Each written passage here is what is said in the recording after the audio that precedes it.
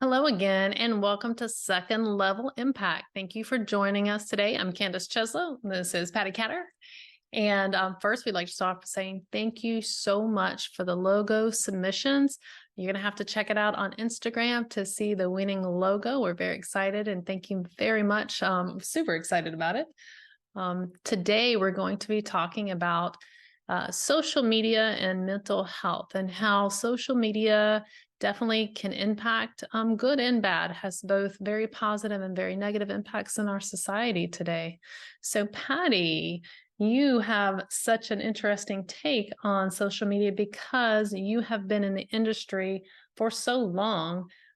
So how do you view social media? Yeah, so I think it can be used for a lot of good. I started podcasting basically because I noticed on a quote unquote social media platform, I think it was Facebook, somebody had been talking about using an online platform for radio, basically. Hmm. So back then, I feel like it offered a lot of positive influence in my life, and I was able to build a support group for military spouses because of it, and really grow a great group of friends and people who needed support. Yeah, it almost makes you kind of wonder what we did before social media. I think it was kind of a little bit peaceful and more gentler, kinder society, or maybe it was more hidden. I guess it depends on your perspective. Mhm. I worked on Capitol Hill in 1995 ish for congressmen to be unnamed. Mhm. And I remember one of the classes they sent us to was learning what the World Wide Web was. And I was so confused. There were staffers in there and we're diligently taking notes. Okay, now what worldwide, what is the web of? Like I was completely confused. And this was in 1995. Yeah. So it has come a long way since my college days for sure. Yeah, it absolutely has. I think I started my very first website using GIFs and all these little old Oh, school wow. uh, graphics, probably in the early 90s. But you have such a natural proclivity for understanding computers. I remember trying to punch in 10 equals so and so and 20 equals so and so in computer classes, and I just did not get along. But you are natural at this. Will say I definitely am. Mhm. And I think some of it is because one of my dad's friends, when I was little, he had like a old school computer and let me dink around on it a little bit. So it was fun for me to do that. But the funny thing is that not many people know is I have no idea how I know what I know, either about social media, creating graphics, anything to do with social media. And I do pretty darn good at it. In fact, I work for a confidential social media company running social media for several, I'll say, bigwigs in the political field. So it's interesting how I know how to use it rather well. And then today I'm like looking at Candace's Instagram, What Instagram? adding her profile photo, you guys. The questions really were, well, what's the story? Yeah. What's a reel? How do I add this my profile picture? Like they were basic questions. It Yeah. was it was pretty genuine. And I was late getting on Facebook. Mhm. So Instagram's like a whole new wow for me. Yeah. It's so funny. My 95-year-old, 96-year-old father-in-law uses social. I think she just compared me to someone twice my age. Awesome. We're off to a good start. Thanks for that. Oh boy. No, but I mean, it is such a powerful, and it has gone such a long way. And the hope was, of course, that it really was a worldwide encyclopedia, a worldwide way to share information and do good.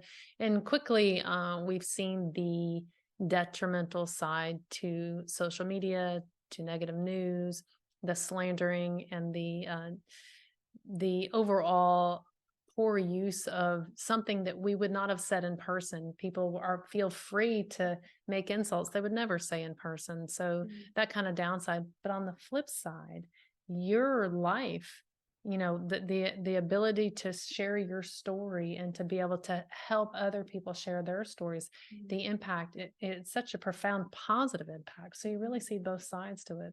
Yeah, definitely. Out of all the years that I've been on social media, so from the early 90s, all the way till today, I can honestly say that I've had much better reasons to be on social media than not to be. There were a couple of times that, you have a couple trolls here or there.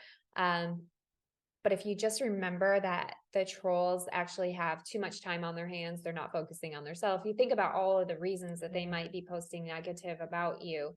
Um, when somebody's pointing fingers at you instead of at themselves, then you know that that the problem lies within them, not you. So I just block them, delete them. But you have a youngster who that might happen to, or somebody who's really on the verge of a mental breakdown. And that can be very scary, to say the least, to have a troll follow you. You're already thinking about, you're depressed, you feel like you're not good enough.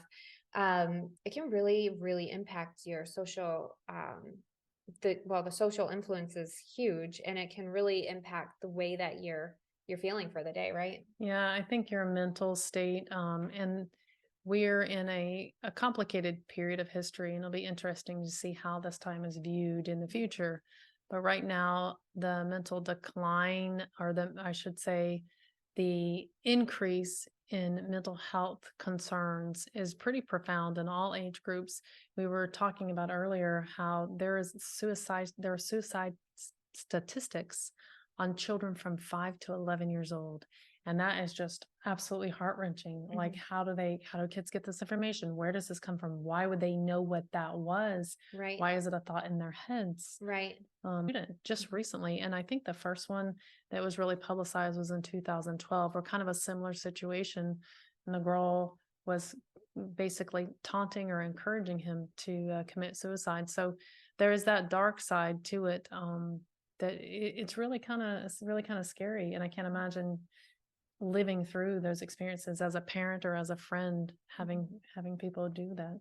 Yeah, and some people don't even realize that if you cyber stalk somebody, if you're telling them things like they should kill themselves, if you're talking about um, you know, bashing them and really putting them down and slandering their names, there's actually such a thing where you can have charges pressed upon you, Mhm. and it's a felony in many states. So people don't realize that, especially children. Sometimes, kids, I remember when I was a kid, did you ever hear, sticks and stones may break my bones, but words will never hurt me? Yes, But we all know that words can hurt other people. absolutely. And if you do that online, and if you treat people like that, you really could have charges pressed on you. Mhm. I actually, a few years back, I went to our local police department. I filed a report just in case I kept getting harassed by the same person. I could actually show the legal process of, hey, this person was stalking me. Hey, this person was saying this slander online. And if I needed to, I could definitely have pressed charges. That's unbelievable. And I think part of this, maybe this need to hurt other people, I definitely think the mental health Mhm, inside of I always go back to, they must really be hurting. mhm, And I even tell my children that when kids are mean in school, like, you have no idea what their life is like at home, because a huge percentage they've shown, of children that do commit suicide, of all ages of children, there is abuse at home. mhm, So you have no idea what's going on at home. But I always assume that there is definitely some trauma in a person's life if they pursue this kind of, trolling, or, defamation, or any kind of negative commentary. And this is the thing that really gets me, Patty, mhm, is that we don't engage socially anymore. mhm, Like, we call, we text when it's convenient. We don't interact. You could live in your home and not have to leave. You don't have to leave your home anymore. mhm, And I don't think that's how we were meant to be. Even introverts, mhm. you need social interaction on your own Yeah. scale, but social interaction. And I think that isolation is exacerbating this particular problem. Absolutely.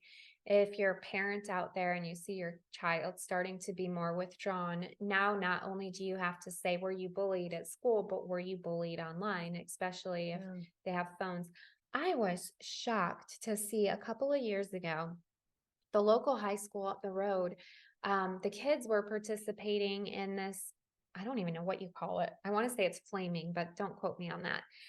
Where they would actually, I know, but we can like that was a different name, or that was a different thing back in the day. We'll talk about that on another show. But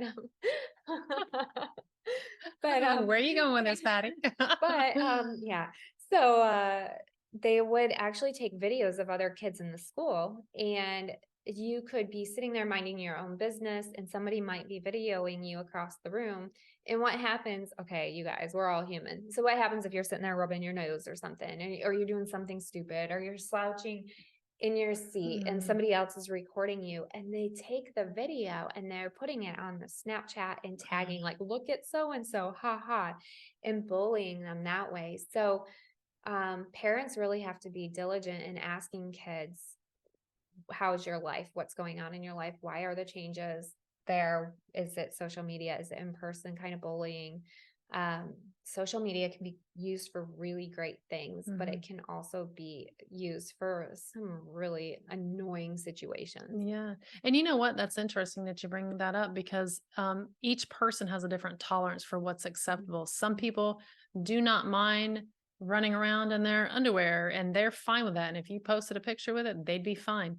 There are others who they would be mortifying, they'd be, terrorized. Children have a different tolerance. Their parents have a different tolerance. And I would just say use a lot of caution before you are posting something. You don't know how that person feels. They might have body insecurities. They might be afraid of their parents. Their parents might Mhm. have problems with it. Words, languages. It is just definitely a situational concern from person to person. What is really going to upset somebody, Mhm. even if it seems benign to you or your child or another child, it could really impact a family. Absolutely. I remember this picture that Candace took of me in Guatemala.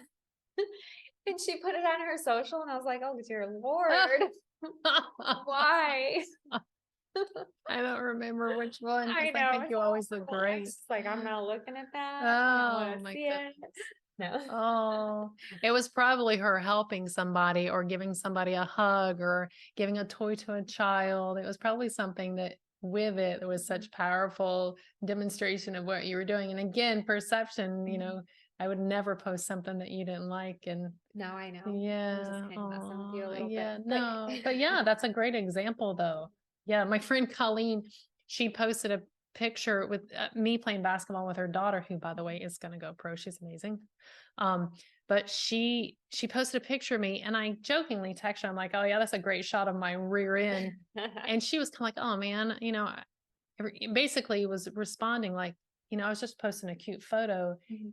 And all I could focus on was I didn't like the angle or something, it's Mhm. just this is silly, kind of the silly side of this. Yeah, it's But true. there is a serious side to it Mhm. when people get offended or hurt. And now we may or may not have as thick as skins as we used to. Yeah. Well, the crazy thing is too, you can use social media to all sorts of harm to people. So Mm, not even just putting others down or stalking, but literal crimes. mhm, Like you're saying about this woman who, I mean, she was writing her boyfriend all of this mm, horrible these text messages, and he ends up killing himself. That's obviously probably one of the worst things somebody could have ever done to another person. That's yeah.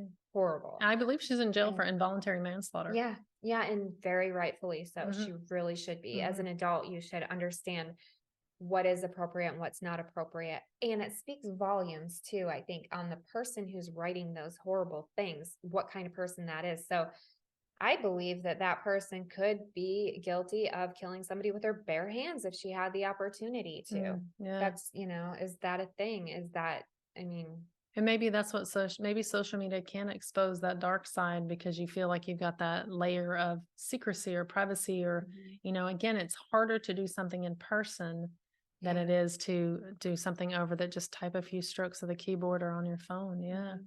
Yeah, It, I had a situation. A lady had emailed me something really bad years and years ago, and I met with her in person because she asked to have an in-person meeting. She was apologizing, and I just remember like the tears rolling down her face. She never in a million years thought, first of all, she'd get caught. Mm. Secondly, that it could hurt a person's feelings. And also it not only impacted her, but her family dynamics, because then she was exposed. She Mhm. had emailed me anonymously, and her husband found out now, Oh, her wow. kids would have found out if they were old enough. Mhm. So it doesn't just impact you, it's that Mhm. second level impact. Yeah, for sure. And you can actually inadvertently do something. Actually, I did Mhm. something to you, and I don't remember the post, but it was a serious post, and I inadvertently put like a laughy face. Do you remember Oh, that? yeah, I do. That was years, and Yeah. you did the right thing. You reached out. I Mhm. apologize, but had it been something more serious and I'd accidentally clicked it, it would have not. That could have not gone over well. And thank Mhm. goodness I had the relationship with you that we had, because I was mortified. I had no idea I had done that, and that Yeah. really you can see how something simple could Mhm. really spiral. Yeah. Well, it's funny too, because some people don't really realize some of the terminology used on social media either. So my father-in-law, he's 96, he's amazing on social media, and he's just an amazing guy. But I remember, like, my mom passed away, and I can laugh about this, you guys. I think it's hilarious. I really do. I have a different sense of humor though. But my mom passed away, and so he wrote on there, and I can say it because we've, talked about it a little bit. Um, but he writes on there, "I'm really sorry, LOL." And I'm like, "Whoa, that's funny." Like, Uh, I laugh though automatically, because if you right, knew him, like, you would know he definitely didn't right. mean LOL, laughing out loud. Yeah. He actually meant lots of love. So, Oh, but some people don't understand that. Some people don't right, understand the emoji texting. right. Um, what about social media for bad things though, like going along with the crimes? What about Oh, yeah. that? I can't even imagine. I'm sure there are merits to Snapchat. I'm not a huge fan because my husband's in the education system. I was in the education system for a while, and all I heard was the negative side of Snapchat. So I am not a huge fan of it. But apparently it is used to organize really and perpetuate violent crimes and protests. Like, Mhm. I cannot believe that it is just out there, and and there's no way to stop it ahead of time. And that's Mhm. how Snapchat works, right? Yeah. It's just gone. Yeah, once it's out there, I mean, it's out there unless the person who puts it out there deletes it. But Mm, think about a gang member or somebody who has bad intentions for even our country or their mhm. community, and they say, "Hey, at 12 o'clock, we're going to meet here." And then a whole bunch of people in their circle shows up here and starts committing violent crimes, protests, Mhm. you know, riots. Yeah. So that is a thing. Yeah. Yeah, on the flip side, I love Snapchat for the map issue on it. So you can go to Snapchat and you can zoom into any map. So during the war in Ukraine, when it first started, I went there and I started connecting with people who live there. Mm. Um, so it's great for that. And I hear it has a great filter. It has a So few great filters. we were at a professional soccer game, and I was trying to take a picture of Malalai and her mother, and they are Afghans, beautiful. They had on these beautiful colors, and they just looked amazing. And I had on a t-shirt, short, and a ponytail. And so we kept laughing because I'm taking this picture, and I looked atrocious train wreck, and they just looked so. And so she's like, I've got this. And so she uses Snapchat, and all of a sudden it looked like I had like my face done. And it was really neat that it had this filter. She goes, "Oh, yeah, Snapchat's great." Mhm. And so, it's a small thing, but truly there's such good and bad. There's no right or wrong with this, just like in life, no one's always right or always wrong. Mhm. Social media is not always right or always wrong. And it's definitely in the user and how you use it and what you search for. Mhm. I generally don't search for bad news of the day because bad news of the day just comes on. Yeah. So you try to look for positive and uplifting things. Mhm. And like body image, Mhm. body image is a big problem with social media. Huge. Yeah, Yeah. especially with our young ladies Mhm. and men. I Mhm. mean, our teenage boys Yeah. are definitely succumbing to the I'm supposed to look like that by this age. Mhm. Which this brings up another topic. I didn't give her a warning on this because I just thought of it. But what about those sex pics? Have you ever gotten those? No, I've only had it happen twice. It's not pretty, you guys. no. So what gives anybody the right to think, for example, I had this guy send me a picture of himself down there, and I'll just leave it at that. You can use your imagination. What in his ever living Wow. pea-sized brain made him think for 1 second I even wanted to see any of that? Like, that was disgusting, first of all, and so small of an idea, you know what I mean? And like, you just don't do that. Wow. I am laughing at the audacity, not at that. That's No, but horrible. But I seriously. have like Mhm. the audacity of guys. Don't do that. Don't do that. Don't do So that, gross. gentlemen. That's not, no. Like, I think Mm-mm. I felt baby puke in my throat just now. A little bit. That is I just, yeah, there's no need for that. And that, unfortunately, and I tell my children, it is out there forever. Yeah, It for will never disappear. It is never gone. It is always out there. And this stuff, talk about second level impact, this can prevent you from getting jobs in the future. Like if, when your children, I mean, I think the importance of that, like children having phones now, like these phones better than I have when they're 6 or 7. I that is a dangerous road. That is, and it's no one's right to tell you when your children should or should not have phones. And with each child, they've gotten it a year younger. Mhm. My oldest didn't get it till he was 16. My daughter got it at 15, and my youngest got it at 14. Mhm. And that's just, I don't know if that's right or wrong, but I have the right to grab that phone anytime I want and look Yes. on anything I want to look, and they know it. Mhm. They absolutely know that because it's too much to process. Mhm. It's hard as an adult to process, Yeah. much less the kid whose mind is still maturing. They're trying to figure out who they are and who their center is. Mhm. When I'm Mhm. 50, I'm still trying to figure out who the center of me is, Mhm. without that information coming That's in. so true. And it goes to say too, social media is having a big impact on our kids, and in the fact that some of them are being influenced to think that they are one sex or another sex, or that they have a sexual preference here or there. Mm. But when you have a 12-year-old, the last thing that they should be doing is thinking about what other people think, who they think that they should be dating, basically. Right. Because I don't know about you either, but when I was 12 years old, sure, I had like a little crush here or there. Mm. I am like, here's my little halo. It's a tad bit crooked now, but I mean, I didn't kiss a boy until I was 18. I didn't do anything like bad with, like, I say bad. See, look at, like, I wasn't sexually active when I was 12 years old, Yeah, okay? no. And these kids are feeling pressure to be sexually Mhm. active, Mhm. pressure to be in the gang, whatever it is. Mhm. I say Yeah. gang loosely, like what club at school they're going to hang out with, what Mhm. kind of person they're being judged on if they don't participate in some of these. I Mhm. keep calling it the Snapchat flaming. I'm probably saying something wrong, but how, You're going to create your own yeah, words. I'm going to do it. No, and I think it's pretty important to point out that high schools now have daycare. Yeah. A lot of high schools have Wait. daycare in it. Oh, daycare. Daycare at Yeah. the school for Yeah. the students' children, not for the teachers, but for the students. I had a student that she was 16 in my Spanish class, and she had a 3-year-old.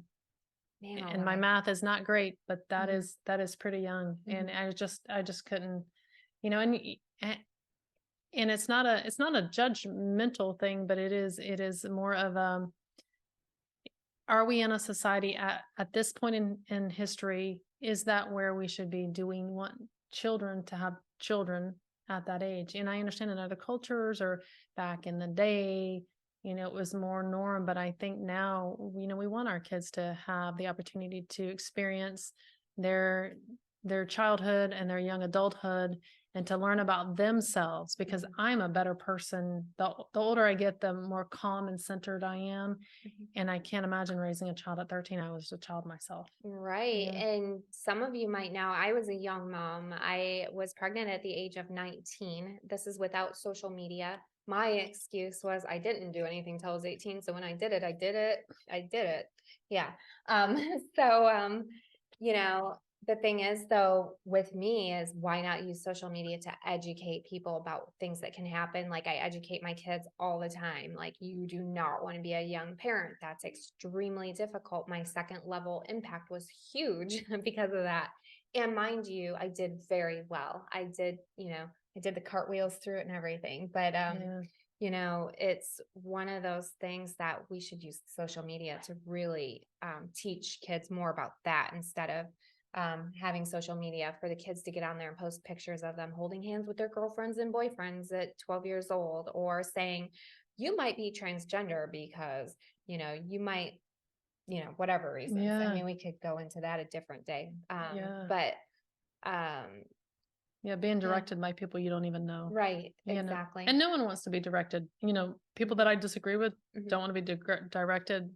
People I agree with don't want to be directed. Right, Like, let us have, these are my children. You right. messed up your kids the way you want to mess up your kids. Let Yeah. me mess up kids the way Yeah. I want to mess up my Yes, kids. exactly. But there is Yeah. positive Yes. to social media. I mean, there's Mhm. so much good out there, Mhm. and that you can do, whether it be with starting your own business. Mhm. You have a great story with social media. Mhm. Yeah, I mean, I love social media.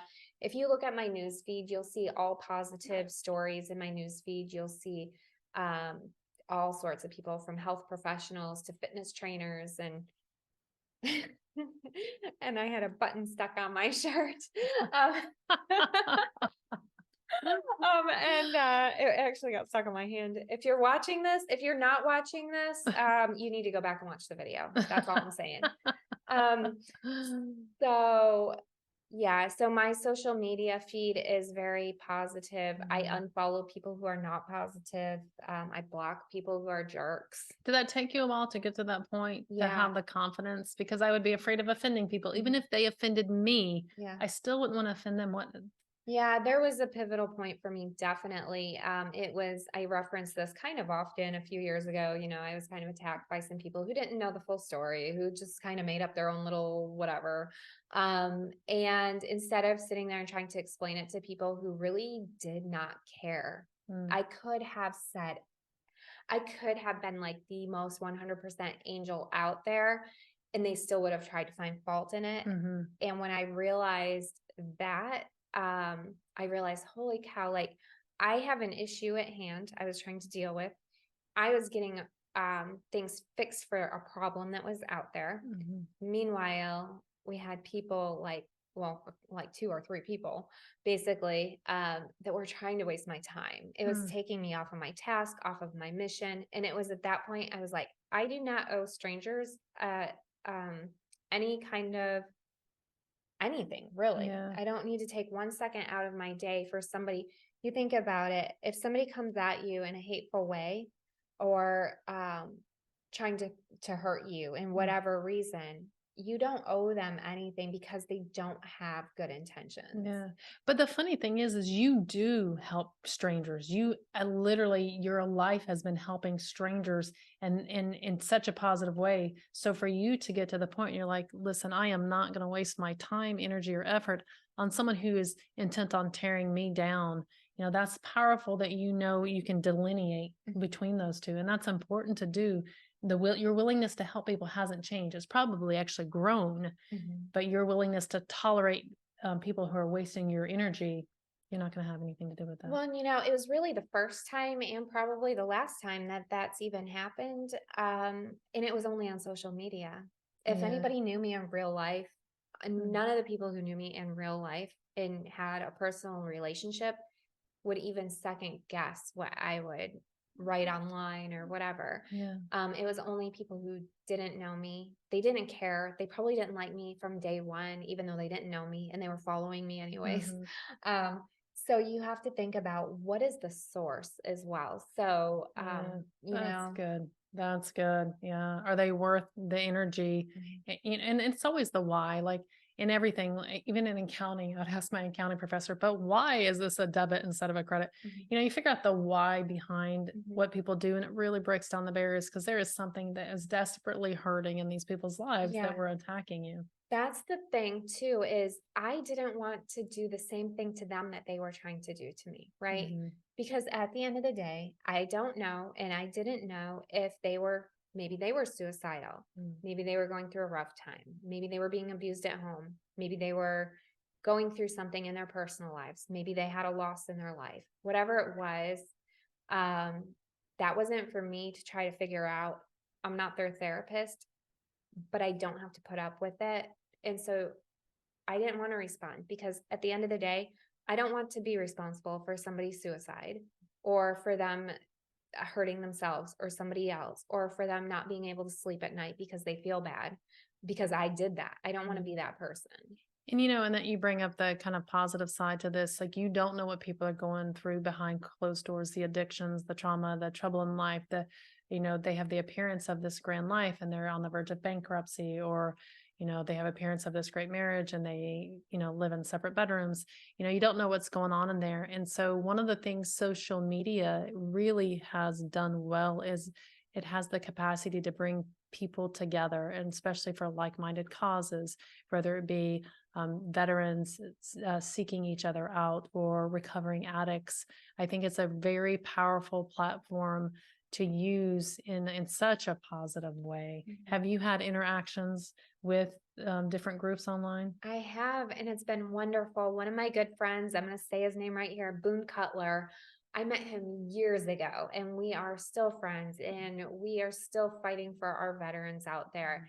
And I'll tell you what, I converse with him quite often about different things that military veterans are going through. And we always jokingly say we need to have a reunion on air sometime with some of those people who were there at the beginning of post 9/11 wars, because it's super interesting to see like how far he's come. I mean, he's written books now, and he's grown so much as an individual, and I as well. And people that we knew back then who, there was one guy, he was selling t-shirts out of his trunk, and the next thing he has $1 billion company. So social media is amazing for connecting people. Yeah. It's funny because when I graduated college, I lost contact with quite a few people, particularly I was in the military, and Georgetown's such an international school. People were literally all over the globe. And through social media, I was able to reconnect with my teammate. I mean, my teammate who I absolutely love, Dania. And she was coaching, and I forget the team. She's a Division I head coach for years, for 2 decades. And she was about 4 hours. And I'm like, honey, we're going to see Dania. And it was the most amazing thing. Our children got to see each other for the first time. And so that beauty of that connection, all because of social media. And that was the first time I was like, this is, I'm late getting Yeah, into social media.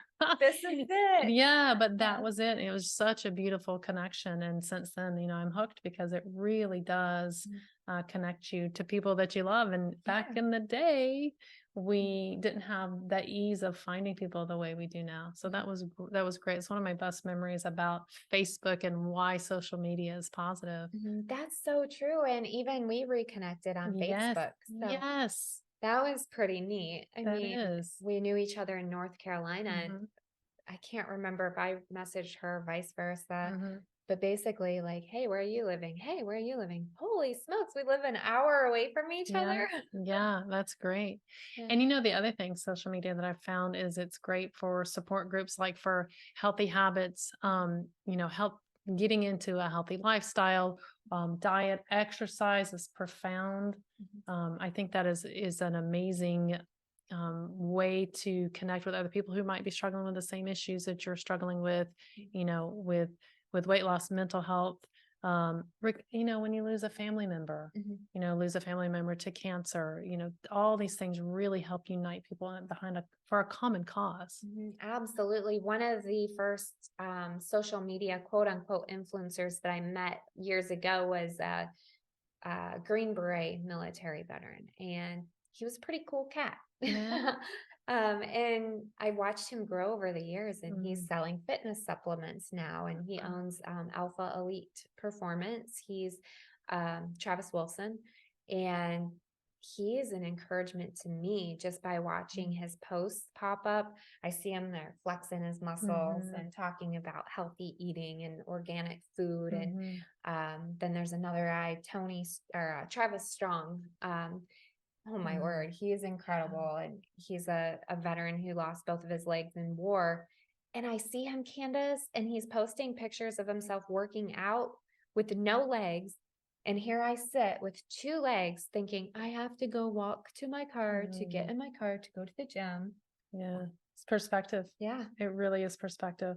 And that is such a powerful message. And I think that's such a beautiful piece of this, is that you're inspired by people you've never met. I love those videos. I Yeah. love the fun ones where the kids are just dancing like little bitty Yes, kids, or and what is up with the cat videos? I know. I mean, what It's how your many algorithm. We'll talk about that later. no, too much, too much. But yeah, it's there's such joyful stuff in there. I do a Bible study on our app, and Mhm. it helps keep me centered and reminds me when I want to blow the horn and say something disparaging to the person in front of me. Mhm. It kind of keeps me centered. Yeah. Yeah. So there's so many positive things on there. Yeah, there are. Well, next week we're going to be talking about healthy habits. Yes. So that's going to be really exciting. I wasn't healthy for a Yeah. long time in my life, and we'll talk about that. Yeah, And we've been on our own journeys. I was yeah. super fit, all growing up, and the last couple of years have been a struggle, and I'm getting back there. So we all have like unique journeys, and it never stops. Fitness is, it's like the laundry; it's always there. Mhm. It's always a part, and it's always a topic. And what I think we'll talk about, hopefully next week, is how that changes, depending upon who you are and what your age. I can't do a pint of Ben and Jerry's anymore by myself in one night for no reason. I mean, we can, but that second level effect. Yeah, we have to go shopping, get new clothes. Yeah, well, thank you so much again for joining us this week. We really appreciate it, and just love the support. Thank you for all the support. It's amazing, and definitely reach out to us at Second Level Impact. And next week, we're going to talk about